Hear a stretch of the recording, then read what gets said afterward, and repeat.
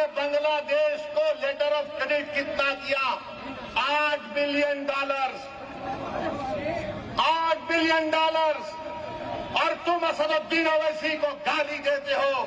सुनो, मैं किसी मजहब का खिलाफ ना कभी रहूंगा इंशाअल्लाह ताला, मगर अगर मजलूमों से इंसाफ का मुतालबा करना, अगर मोहसिन शेख के कातिलों को सजा दिलाने की बात करना, अगर जलगांव के सुलेमान पठान खान को जिसके दोस्तों ने उसको मारा, उनको कफर किरदार तक पहुंचाने की बात करना अगर जुर्म है, तो खुदा की कसम जब तक जिंदा रहूंगा जुर्म करता रहूंगा।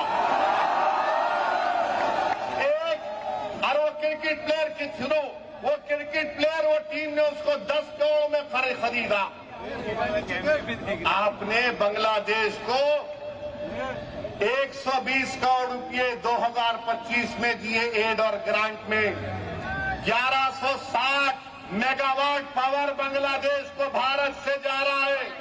और 10 साल में मोदी की हुकूमत ने एलओसी दिया $8 बिलियन का। $8 बिलियन का। और तुम नफरत करते हो मुसलमानों से। मैंने पार्लियामेंट में खड़े होकर कहा था कि बांग्लादेश की हमारे हिंदू भाई बहनों की मंदिरों का तहफ्फुज होना चाहिए।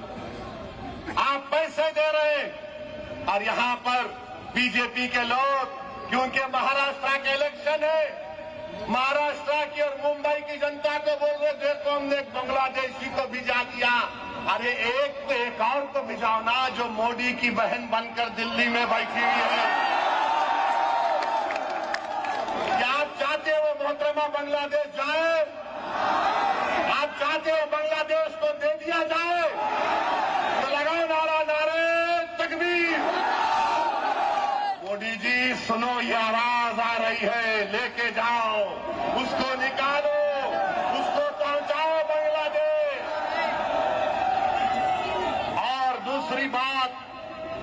और दूसरी बात अभी खत्म नहीं हुआ मोदी के ऊपर।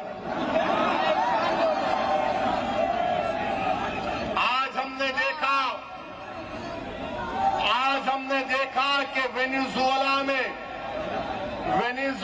में ट्रंप ने अपनी फौज को भिजाकर वहां के एक जमहूरी तौर पर मुंतखब शुदा सदर को एक मुल्क से, उसी के मुल्क से उठाकर अमेरिका लेकर चले गए।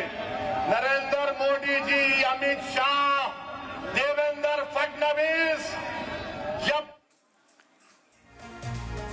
तो इमाम सदर असदुद्दीन ओवैसी को सुना आपने। मोदी सरकार से कई तीखे सवाल पूछते हुए नजर आए हैं। यहाँ वक्त एक छोटे से ब्रेक।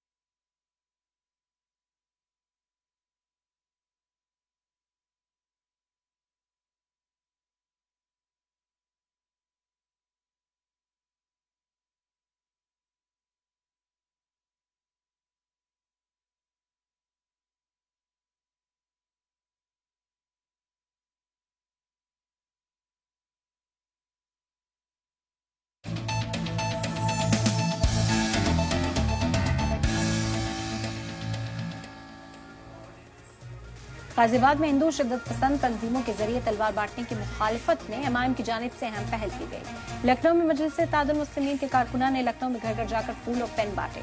ये काम गाजियाबाद में हिंदू तंजीमों के जरिए तलवार बांटने के अमल के बाद उसकी मुखालफत के तौर पर अंजाम दिया गया और इसके जरिए अमन और मोहब्बत और भाईचारे का पैगाम दिया। एमआईएम के जिला सेक्रेटरी ताबिश खान का कहना है कि इस वक्त मुल्क को नफरत नहीं बल्कि मोहब्बत और तालीम की जरूरत है। एमआईएम का पैगाम एकदम साफ है, मुल्क का मुस्तकबिल तलवार से नहीं कलम से तय होगा। गुज़िश्ता दिनों गाजियाबाद में हिंदू रक्षा दल के सदर पिंकी चौधरी ने तलवारें बांटी और भारत के मुसलमानों के खिलाफ धर्मयुद्ध करने का संदेश दिया, जिसके जवाब में कुल हिंद मजलिस इत्तेहादुल मुस्लिमीन के सूबाई सदर हाजी शौकत अली साहब की हिदायत पर लखनऊ टीम ने घर घर जाकर कलम बांटे, संविधान, तालीम और अमन का पैगाम दिया। एमआईएम का पैगाम एकदम साफ है कि मुल्क का मुस्तकबिल तलवार से नहीं कलम से तय होगा और इन नफरत फैलाने वालों के लिए बस इतनी सी नसीहत है कि अब आप कमल के सिपाही बनना छोड़ दीजिए और साथ मिलकर कलम के सिपाही बनिए। बांग्लादेशी खिलाड़ी मुस्तफिजुर रहमान को लेकर शाहरुख खान पर शिद्दत पसंद तंजीमों और सियासी लीडरान की तरफ से लगातार निशाना साधा जा रहा है और तमीज़ अदब की सारी हदें पार की जा रही हैं। उनके खिलाफ मुफ्ती इफ्राहीम हुसैन ने फतवा भी जारी किया तो संगीत सोम के गद्दार अटैक के बाद अब बीजेपी विधायक नंदकिशोर गुर्जर ने शाहरुख खान को राक्षस बता दिया है। दुनिया भर में अपनी मकबूलियत और फिल्मों के जरिए मुल्क का नाम रोशन करने वाले शाहरुख खान के खिलाफ इन दिनों कुछ शिद्दत पसंद अनासिर निशाना साध रहे हैं। कुछ सियासी लोग खुलकर अमले मुखालफत बुलंद कर रहे हैं और उन्हें वतन मुखालिफ और गद्दार कहने से भी नहीं चूक रहे, जबकि कुछ सियासी लीडरान का कहना है कि बांग्लादेशी खिलाड़ी मुस्तफिजुर रहमान को कोलकाता नाइट राइडर्स टीम में लेने की मुखालफत के नाम पर किंग खान को टारगेट किया जा रहा है। मेरठ के दरौला इलाके में बीजेपी लीडर संगीत सोम ने बेशर्मी की सारी हदें पार करते हुए फिल्म अदाकार शाहरुख खान को मुल्क का गद्दार तक कह दिया। वहीं बीजेपी एमएलए नंदकिशोर गुर्जर ने खुले मंच से लोगों को खिताब करते हुए कहा कि राक्षस की फिल्म मत देखना। आपने अभी देखा होगा कि देश में बैठे हुए गद्दार जिन्हें देश ने यहां तक पहुंचाया, देश के लिए उन्होंने आज तक कुछ किया हो तो बताओ। शाहरुख खान जैसे गद्दार आज वहां के रहमान जैसे क्रिकेटरों को 9.5 करोड़ में खरीदने का काम कर रहे हैं। कैसे आ सकता है वो रहमान यहां? वहां हिंदुओं का कत्लेआम करेंगे। वो शाहरुख खान जैसे गद्दार देश में उन्हें खरीदकर 9.5 करोड़ रुपया देने का काम करेंगे, जो बिल्कुल नहीं चलेगा। और जो देश के खिलाफ गद्दार किसी भी तरह का काम कर रहा है उसको बहिष्कार करो। शाहरुख खान जो किया है आज पूरा देश में बवाल हो रहा है, इसलिए उसका बहिष्कार होना चाहिए और हमें उम्मीद है सरकार कार्रवाई करेगी और उसको थोड़ी बहुत शर्म अगर है तो बांग्लादेश भाग जाना चाहिए अपने फूफा के पास। अब आपको अदाकार शाहरुख खान की मुखालफत की एक और तस्वीर दिखाते हैं। अलीगढ़ के शाही चीफ मुफ्ती इफ्राहीम हुसैन ने भी बयान जारी किया और शाहरुख खान से माफी की मांग की। इंसानी हमदर्दी, हुब्बुल वतनी और वतन परस्ती के लिए और जज्बातों को और भावनाओं को समझने के लिए शाहरुख खान को ये डील कैंसिल करके मुस्तफिजुर रहमान को वापस करना, जल्द से जल्द मुस्तफिजुर रहमान को वापस करके और भारत से माफी मांगनी चाहिए। वहीं यूपी के मुजफ्फरनगर में शाहरुख खान को लेकर भारी हंगामा हुआ। एसपी और करनी सेना के कारकुनान आपस में भिड़ गए। संगीत सोम को जहनी बीमार बताने पर करनी सेना ने बवाल किया। संगीत सोम ने शाहरुख खान को गद्दार कहा था, जिसके बाद एसपी नेता विजय चौधरी ने संगीत सोम को जहनी तौर पर बीमार बता दिया। इसी बात को लेकर सपा के कार्यकर्ता और करनी सेना के कार्यकर्ताओं के बीच तनाजा बढ़ गया। वहीं तनाजा बढ़ने के बाद भारतीय क्रिकेट बोर्ड ने तेज गेंदबाज मुस्तफिजुर रहमान को आईपीएल से रिलीज करने का फैसला किया है। फ्रेंचाइजी केकेआर ने बीसीसीआई के हुक्म की पासदारी करते हुए बांग्लादेशी खिलाड़ी को स्क्वाड से रिलीज कर दिया। केकेआर ने आईपीएल 2026 के ऑक्शन में मुस्तफिजुर रहमान पर बड़ा दाव खेलते हुए उन्हें 9 करोड़ 20 लाख रुपए में खरीदा था। हालांकि अब मुस्तफिजुर रहमान रिलीज हो चुके हैं और बीसीसीआई ने फ्रेंचाइजी को उनका रिप्लेसमेंट ढूंढने की इजाजत दे दी है। Due to the recent developments which is going on all across, BCCI has instructed the franchisee KKR to release one of their player, Mustafizur Rahman of Bangladesh, from their squad. And BCCI has also said that if they ask for any replacement, BCCI is going to allow that replacement. लेकिन सवाल अब भी उठता है कि जब खिलाड़ियों की नीलामी में शिरकत और टीम से रिलीज करने तक का काम सभी बीसीसीआई के पास है, तो फिर बोर्ड से सवाल न पूछते हुए शाहरुख खान को क्यों टारगेट किया जा रहा है। साफ है कि शाहरुख को लेकर ये बयान जल्द थमने वाले नहीं है, क्योंकि 2026 में शाहरुख खान की किंग रिलीज होने वाली है, जिसमें वो अपनी बेटी सुहाना खान के साथ नजर आएंगे। ऐसे में शाहरुख भी नेगेटिव पब्लिसिटी से पठान जैसी कामयाबी की उम्मीद कर रहे होंगे। ब्यूरो रिपोर्ट, सलाम टीवी।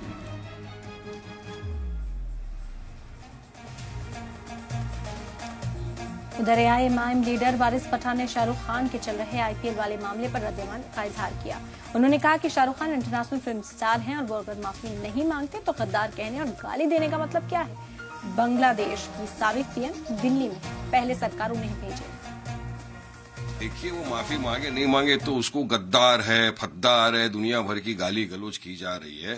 ये शाहरुख खान वही है जो इनके साथ ही थे। शाहरुख खान तो एक इंटरनेशनल फिल्म पर्सनालिटी है, लेकिन इस तरह गद्दार है, फद्दार, ये सब बोलने का क्या है। आप देखिए, बांग्लादेश की प्रेसिडेंट शेख हसीना, वो दिल्ली के अंदर है। दिल्ली से उनको कब निकालेंगे मोदी जी? उसको तो रखा है वहां पर। तो ये सरकार की जो दो मुहैया हिपोक्रेसी है ना, ये गंदी है। आपको बोला था पाकिस्तान के, हमने ऑब्जेक्शन उठाया था कि भारत पाकिस्तान के साथ मैच मत खेलिए। आप उसी वक्त अगर रुक जाते तो इस तरह की घटनाएं होने से बच सकती थी, इस तरह के वाकये आने से बच सकते थे। यहाँ रुकेंगे एक और छोटे से ब्रेक के लिए।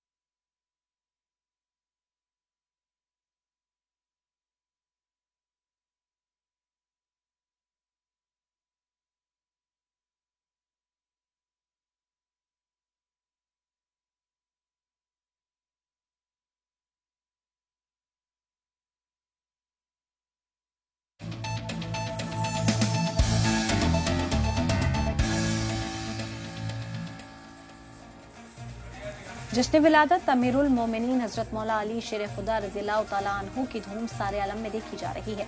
ऐसे में सुल्तानुल हिंद हजरत ख्वाजा गरीब नवाज रहमतुल्लाह अलैह के शहर अजमेर में भी हजरत मौला अली रज़ियल्लाहु तआला अन्हु की यौम पैदाइश पर जश्न मनाया गया। इस मुबारक मौके पर दरगाह में महफिल मौला मुनक़िद हुई और इस दौरान अक़ीदतमंदों और खुदाम ख्वाजा ने हजरत अली के नारे भी बुलंद किए और एक शानदार अलम भी ख्वाजा गरीब नवाज के दरबार में पेश किया।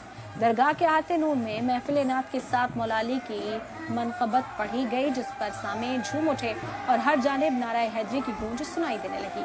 हजरत अली की यौम विलादत के मौके पर अजमेर में कसीर तादाद में अक़ीदतमंद पहुंचे हुए हैं। ऐसे में हजरत मौला अली के नाम का लंगर भी ज़ायरीन में तक़सीम किया गया। अमीरुल मोमिनीन असदुल्लाहिल गालिब कुल्ले गालिब अली इब्न अबी तालिब करमल्लाहु तआला वजहुल करीम की विलादत का जश्न मनाया जा रहा है हुजूर करीम नवाज की बारगाह में, क्योंकि हुजूर करीम नवाज के दादा है हुजूर मौलाए कायनात, इसलिए मौलाए कायनात का जश्न हुजूर करीम नवाज की बारगाह में मनाया जा रहा है। आज के दिन मौलाए कायनात काबे के अंदर अल्लाह के घर में पैदा हुए थे। मौला की आज 13 रजब है। तमाम मोमिनों को मुबारक और तमाम ज़ायरीन हुजूर गरीब नवाज की बारगाह में हुजूर गरीब नवाज की विलादत और हुजूर मौलाए कायनात की विलादत मनाने के लिए मौजूद है। मौलाए कायनात अमीरुल मोमिनीन इमाम अली अलैहिस्सलाम के जश्न विलादत 13 रजब को मनाया जाता है। आज 13 रजब तो कल है, बट आज जो है मगरिब बाद शब लग जाती है, तो आज जो है सलातो सलाम हुआ माशाल्लाह हाताए नूर के अंदर, और बारगाह हुजूर गरीब नवाज में कड़के के बाद जो जब मामूल हो जाता आस्ताना रात को 9 साढ़े 9 बजे बाद महफिल होने वाली है माशाल्लाह दरबार गरीब नवाज के अंदर। और ये हर साल यहाँ पे ये प्रोग्राम ऐसे ही मनाया जाता है अजमेर शरीफ। योम विलादत हजरत मौला कायनात मौला अली मशूक शाह अलैहिस्सलाम जो खलीफा चारम भी हैं, उनका योम विलादत आज मनाया जा रहा है दरबार शरीफ में। और हर साल जो है वो इसी तरह से मनाया जाता है, बड़े ही शान शौकत के साथ में हजरत मौला कायनात का जश्न विलादत मनाया जाता है 13 रजब को मगरिब की नमाज के बाद, चूंकि वक्त तब्दील हो चुका है और 13 रजब लग चुकी है। बढ़ते आगे, दिल्ली एनसीआर में भाऊ गैंग फिर से एक्टिव हो चुका है। साल 2019-20 में इस गैंग ने कई बड़ी वारदात को अंजाम दिया। इसके बाद पुलिस ने सख्ती की तो गैंग का सरगना विदेश भाग गया। लेकिन शुक्रवार की शाम दिल्ली के रोहिणी में जो फायरिंग की वारदात हुई उसने भाऊ गैंग की वापसी का इशारा दे दिया है। इस रिपोर्ट में समझिए ये गैंग कितना खतरनाक है।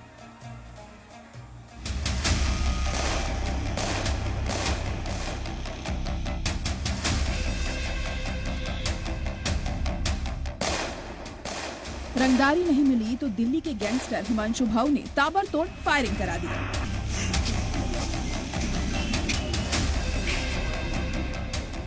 ये वारदात है दिल्ली के रोहिणी इलाके की, जहां हिमांशु भाई के शूटर्स ने बिजनेसमैन की कार पर फायरिंग की है। नीले रंग की कार यहां पर खड़ी थी और शाम तकरीबन 5:15 बजे के आसपास का वक्त था। एक बाइक पर सवार होकर के 3 हमलावर यहां पर पहुंचे जिनके पास हथियार थे और उन्होंने जो कार देखी उसके ऊपर ताबड़तोड़ फायरिंग करना शुरू कर दिया।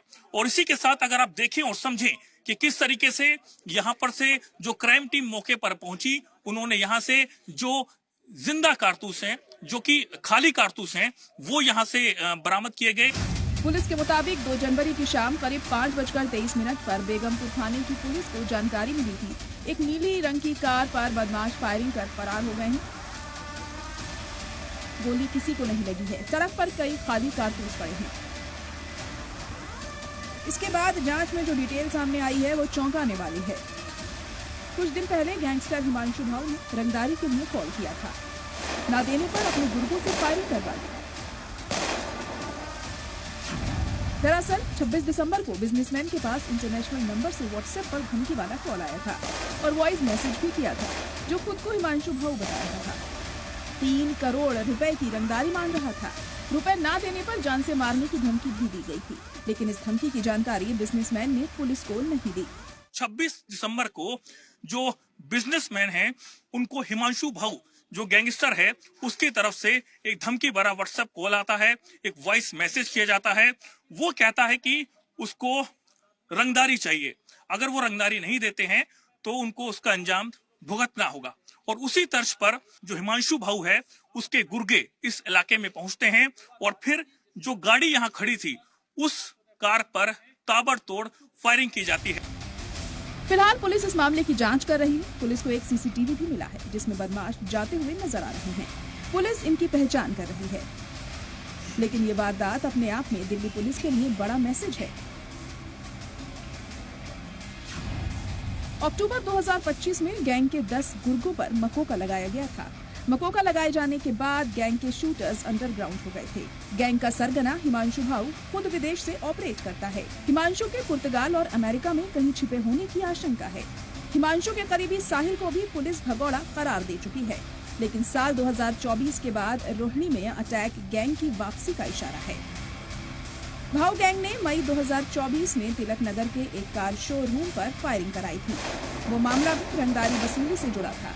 इसी घटना के बाद दिल्ली पुलिस एक्शन में आई थी और 10 शूटर्स को गिरफ्तार कर मकोका लगाया गया था। ऐसे में रोहिणी की फायरिंग दिल्ली पुलिस के लिए बड़ा मैसेज है। गैंग के गुर्गे दिल्ली में अब भी एक्टिव हैं और इसका सरगना हिमांशु विदेश में महफूज बैठा दिल्ली में दहशत फैला रहा है। ब्यूरो रिपोर्ट, सलाम। और इस बुलेटिन में फिलहाल इतना ही। दीजिए इजाजत। आदाब।